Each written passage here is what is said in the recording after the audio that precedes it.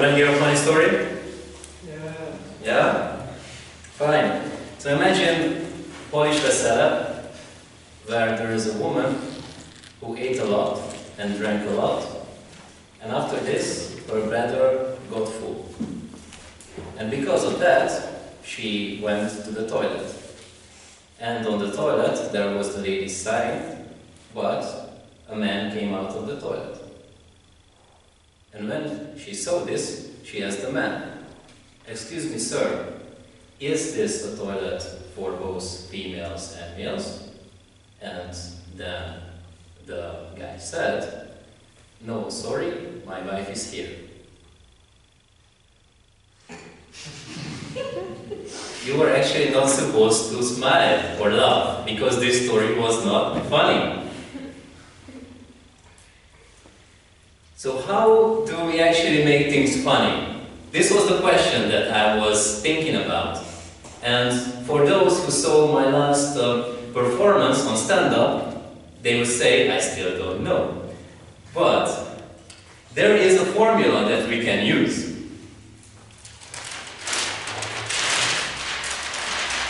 It is called the threes formula. That is from Melvin Hellitzer, that wrote the book Comics Writing Secrets. And this is his formula.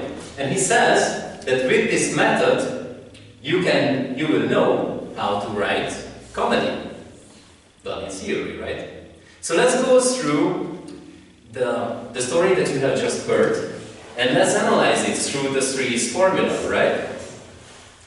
So what do you think about the first one, target? Did the story have a target? Yes. Yeah? I think so. And in my opinion, the target was female and male relationships. And believe it or not, there is a lot of hostility in female and male relationships. And you can build your joke on that. What was this hostility point in this story? Yes. Okay, but what led to the question? Yes, it's at the end. But what led to the question is that this moment when the guy came out, and that's when you felt, probably, hopefully, that okay, something is not right there. And believe it or not, most of the fun, most of the stories build on hostility, your anger. So you think that you are laughing, but you are playing out your anger. And that's something to think about. How about realism?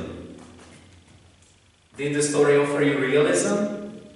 Could it be a real setting? Sure.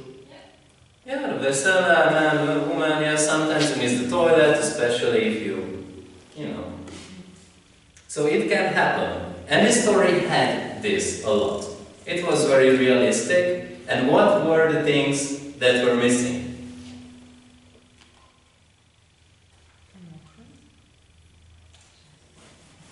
Nice. Good for the reading. So yeah, this story didn't have emotion and didn't have exaggeration. And if you know how the brain works, is that in the center there is the part for emotion. That is called the limbic system, or also called the mammalian brain. And if you don't give this brain what it needs, if you don't give emotions, then the whole brain shuts down. It just cannot process the information. It doesn't lead to the neocortex that is responsible for understanding things.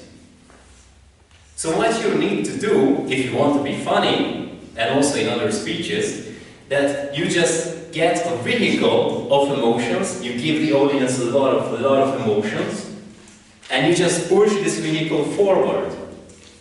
And you exaggerate. So you make this vehicle bigger and bigger and bigger and bigger. So it pushes more to the neocortex. And once this vehicle reaches there, BAM! You just give it a punch. And you turn the whole thing around. Because you were pushing for a certain meaning of a situation, a word, etc. And then you give the punchline. And then it turns around and reveals a completely different meaning. And then you are like, And then you laugh. Exaggeration.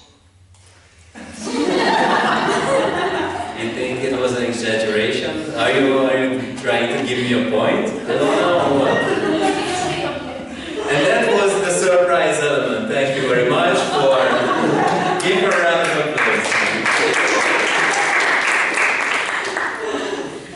So with this punchline, you bring the surprise and you build up for one certain meaning, which was missing in this part because I didn't reveal this certain meaning, and there was no surprise because I didn't give a different meaning in the first story.